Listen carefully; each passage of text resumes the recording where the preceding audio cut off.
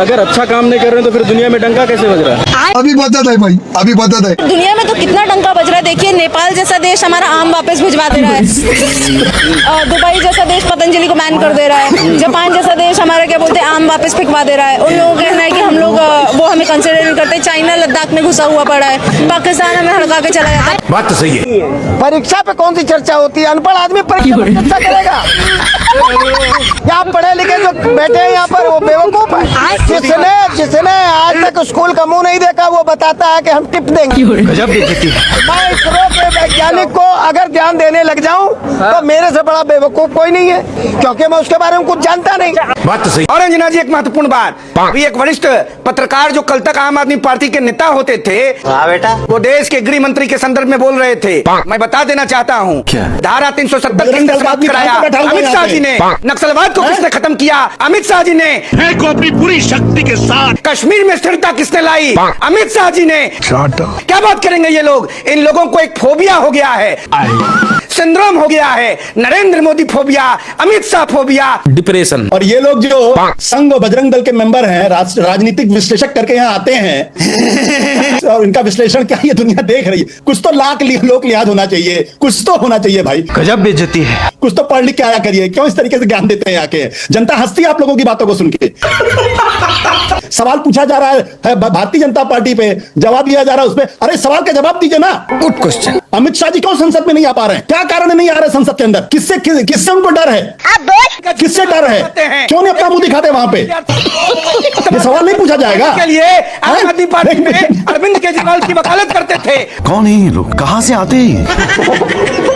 आपकी मुंसफी से संसद नहीं चलेगी। मेरे यहाँ बोलने का क्रम मैं तय करूंगा। इस तरह से नहीं चलेगी संसद। अगर जेल वेल की बात करोगे ना, जिस दिन सत्ता परिवर्तन होगा एक भी आदमी बाहर नहीं दिखेगा। फिर ऐसी बातें मत करो। आपस में बात नहीं। ये धमकी देने की बातें मत करो। गाय काटने वाली कंपनी से चंदा लेने वाले लोग मेरे ऊपर सवाल उठा रहे हैं। आपस में बात नहीं। गाय काटने वाली कंपनी से चंदा लेने वाले लोग जेल 3 घंटे ईडी सीबीआई दे दो, सबको भेज दूंगा।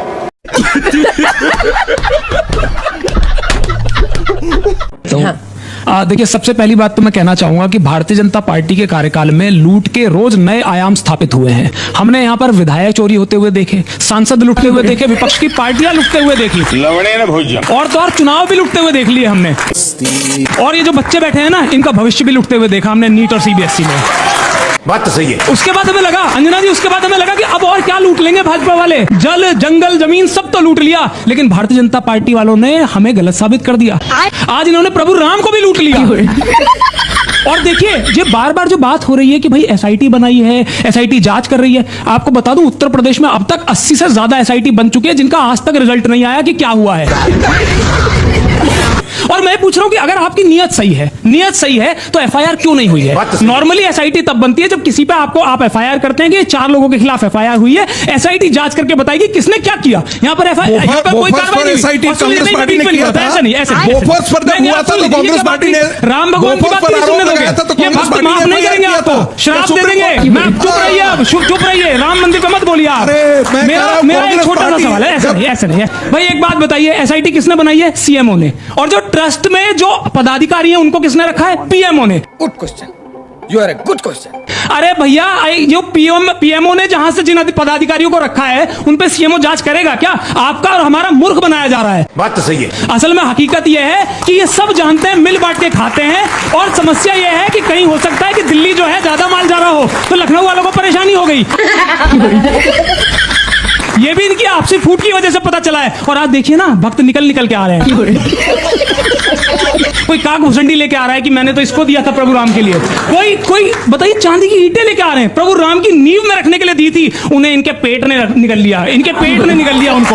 मैं सिर्फ एक बात कहना चाहता हूं, आप कह रहे हैं कि भाई सरकार, जैसे ऐसा लग रहा है कि सरकार की कोई गलती नहीं है। सरकार का जो सबसे बड़ा अधिकारी होता है जो अपर मुख्य सचिव जो होता है, अपर मुख्य सचिव गृह संजय प्रसाद, वो इस ट्रस्ट के मेंबर हैं। तो इसका मतलब सरकार को भी पता है ट्रस्ट में क्या चल रहा है। अब आज एसआईटी बनके जांच भी उन्हीं को सौंपी जा रही है। तो ये सरासर हमारा और आपका मूर्ख बनाया जा रहा है। आप इससे बच नहीं पाएंगे भाई साहब। और ये जो आरोप है ना, ये आज के नहीं है, आपसे सन 80 से आप पे आरोप लग रहे हैं। खुद वीएचपी पे 1200 करोड़ का आरोप लगा, और किसने? निर्मोही अखाड़ा ने। क्या दीजिए, निर्मोही अखाड़े का कोई रोल नहीं है राम मंदिर में, उसे भी गाली दे दीजिए। हमें भी आपको गालियां देते हैं, निर्मोही अखाड़े को भी दे दीजिए ना, साधु संतों को भी गाली दे दीजिए। अरे नरसिंह राव जी ने एक रामायण ट्रस्ट बनवाया था। क्या बोले तुमने? एक रामायण ट्रस्ट बनवाया था।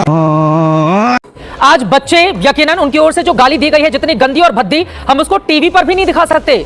इस तरह के शब्दों का इस्तेमाल उनकी ओर से किया गया। कौन भौंक रहा है ये बदतमीज? और यकीनन उनके ऊपर बीएनएस की कई धाराएं लगती, 2 साल तक की जेल भी हो सकती थी। अच्छा, प्रधानमंत्री ने अगर बड़ा दिल दिखाते हुए माफ किया, भले उनकी मां को गाली दी गई उन लोगों की ओर से गंदी, तो इसका तो वेलकम किया जाना चाहिए ना। गर्दा उड़ेगा भैया। भद्दी गाली दी या कैसी भी गाली दी, सभ्य समाज में गाली का कोई स्थान नहीं होता है। बात तो सही है कि जब कभी देश के बड़े बुजुर्ग अपने रास्ते से भटक जाएं तो नौजवानों को भी रास्ता दिखाना चाहिए। क्यों? तो क्या हुई? मुझे लगता है कि लाखों नौजवानों ने जंतर मंतर पहुंच करके देश के भटके दिशाहीन प्रधानमंत्री को रास्ता दिखाया है। उसके लिए भी प्रधानमंत्री जी को उन लाखों नौजवानों का धन्यवाद देना चाहिए। सही पकड़े हैं। हम जो गाली दे रहे थे उनका पक्ष नहीं ले रहे, लेकिन लाखों लोग गाली नहीं दे रहे थे। ये बड़ी अच्छी बात कही आप। सुनिए साजिद, एक मछली तालाब को गंदा कर देती है, ये तो है। पूरा देश बर्बाद नहीं, पूरा देश बर्बाद नहीं, लेकिन गालीबाज बच्चों को सुधारना तो हमारा ही धर्म है। तुम्हें शर्म है कुछ? कि चित्रा जी, जो बात आपने कही है, एक मछली पूरे तालाब को गंदा कर देती है। एक गलत नेता ने पूरे देश को बर्बाद कर दिया। मुझे क्रेडिट नहीं चाहिए। देश की सीमाएं बर्बाद, देश में महंगाई आ गई, अर्थव्यवस्था ध्वस्त हो गई, रोजगार है नहीं, शिक्षा को बेच दिया, मंदिर को लुटवा दिया, जाति धर्म पर भाषण देने वाला आदमी, क्या कहेंगे देश के एक गलत नेता ने पूरे देश को बर्बाद कर दिया। बेशर्मो शर्म करो शर्म। और वो नेता खुद माफी मांगने के बजाय माफ करने की बात अगर कर रहे हैं, जहां पर प्रधानमंत्री ने माफी की बात कही है कि हम उनको माफ करते हैं, ये उनका बड़प्पन है। वाह मोदी जी वाह। लेकिन बड़प्पन के साथ साथ आप अपनी गलती को भी अगर स्वीकार कर लेंगे तो आप छोटे नहीं हो जाएंगे। ठीक है, मैं जवाब नहीं लेती हूं। हम कह रहे हैं चित्रा जी, जिस तरीके प्रधानमंत्री जी का सदन में भाषण, जात के आधार पर भाषण, और बलात्कारियों के नाम पर चुप्पी, मंदिर के लूटने के नाम पर चुप्पी, उत्तर प्रदेश में पिछड़े दलितों का आरक्षण छिड़ गया, प्रधानमंत्री जी चुप, थोड़ी मर्यादा रखिए। तो प्रधानमंत्री जी इसलिए नहीं बने थे कि केवल अडानी के लिए काम करेंगे, देश के संसाधनों को बेचेंगे, इसलिए प्रधानमंत्री नहीं बने थे। देश का कौन सा संसाधन बेच दिया? निकल जाएगा। देश का कौन सा संसाधन बेच दिया? कौन सा संसाधन? देश का कौन सा संसाधन छोड़ा? बेचा? देश का कौन सा संसाधन छोड़ा? बेचा कौन सा? बिजली छोड़ी, जंगल छोड़ा। कैमरा बंद कर। अडानी को बेचा, अपने परम मित्र को, अपने हिस्सेदार। अडानी कोई अमेरिकी थोड़ी ना है, उद्योगपति तो ऐसा काम करेंगे ना।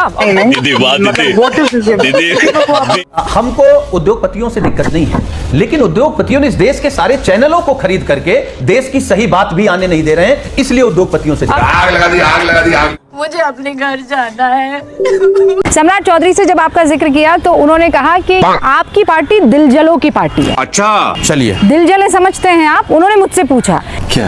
कि बेचारे को जब कहीं कोई जगह नहीं मिलती है तो पीके बोलते हैं आओ। हम लोग का दिल जला हुआ है कि हम लोग का बिहार, हम लोग के बच्चे मजदूरी करने के लिए गुजरात जा रहे हैं। शर्म की बात। और हम लोग जैसे पढ़े लिखे व्यक्ति यहाँ हैं, सारी क्षमता वाले, फिर भी बिहार की ये दुर्दशा है, इसलिए हम लोग का दिल जल रहा है। क्या बात है सर। दिल इसलिए जल रहा है कि बिहार आज सबसे देश का गरीब और पिछड़ा राज्य है। यस। दिल इसलिए जल रहा है कि लोग बिहारी को बिहारी कह के बाहर अपमानित करते हैं। बिल्कुल दिल जलों की पार्टी है। बुलाएगा क्या?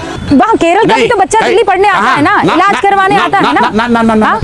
गर्दा उड़ेगा भैया। बेहतर सुविधाओं किसने आपको कह दिया? बेहतर नहीं, आप दिल्ली यूनिवर्सिटी का आंकड़ा निकालिए, फंस गया सीएम। और उसमें देखिए कि उसमें केरल के बच्चे कितने हैं और बिहार के बच्चे कितने हैं। आप कह रहे परसेंटेज बिहारियों का ज्यादा है।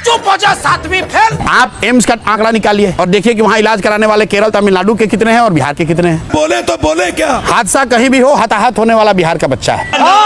कश्मीर में गोली चलती है, बिहार के बच्चे मरते हैं। कहीं टनल में उत्तराखंड में लोग फंसते हैं, बिहार का परिवार उसमें फंसता है। बात तो सही है। कोविड हुआ, उसमें बिहार के बच्चे पैदल चल के आए, और आप कह रहे हैं कि केरल और बिहार में पलायन की स्थिति बराबर है। कुछ शर्म आया है? लोग कैसे चुनाव जीतेगा? कि एंडरसन के बदले में उसको छोड़ा है। अरे कौन भौंक रहा है ये बदतमीज? क्या क्या रहे राहुल गांधी ने क्या कर दिया है? राहुल गांधी ने क्या किया? अरे कहना क्या चाहते हो? हम कभी नहीं है हारे दुश्मन के छल छंदों से, हम तो सदा ही हारे हैं अपने घर के जयचंदों से। तू तो गया बेटे। क्या किया है उन्होंने, मुझे नहीं समझ में आया। खाली जयचंद मीर जाफर बोल दीजिएगा, उससे नहीं होगा ना। किया क्या है किसने? मैंने बताया ना, एंडरसन को भगाया और राहुल गांधी ने भगाया। कांग्रेस पार्टी के पहले राहुल गांधी ने क्या किया? सुनिए, अरे बाप रे, ये तो धोती खोल रहा है। हाँ। अरे भाई, राहुल गांधी तो उस महान परंपरा के प्रतीक हैं। पहले जाके इंग्लैंड में बोला, हाँ बेटा, जर्मनी में भी जाके कोर्स कर चुके हैं, शायद 2-3 साल पहले गए थे, इनको पता। मतलब कांग्रेस पार्टी की जर्मनी में इतनी चल रही है कि उनके विदेश मंत्रालय से ये बयान दिलवा देते हैं।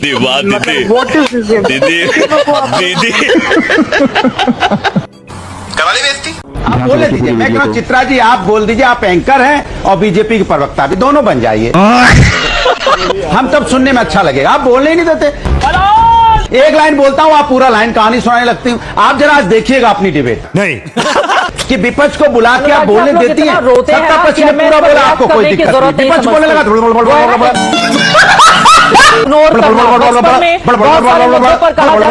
इग्नोर मारो और बड़ी सारी कहावत। शर्म करो, शर्म तो लेने के देने पड़ गए। भाई ये बात तो सच है कि जैसे ही विपक्ष के द्वारा सवाल पूछे जाते हैं, ये गोदी मीडिया एंकरानी, गोदी एंकरानी इस चीज़ों को डिफेंड करने लग जाती है और जवाब देने लग जाती है। बाकी आपको गोदी मीडिया और अंधभक्तों की धुलाई आपको इसी चैनल पे मिलेगी, इसीलिए दोनों का कॉम्बिनेशन आपको इसी चैनल पे मिलने वाली है। तो इसीलिए चैनल को सब्सक्राइब करना बिल्कुल मत भूलना और एक लाइक एंड शेयर तो जरूर करना और अपनी राय कमेंट्स में जरूर देना। और बाकी मिलते हैं किसी नेक्स्ट वीडियो में, तब तक के लिए बाय बाय, जय हिंद।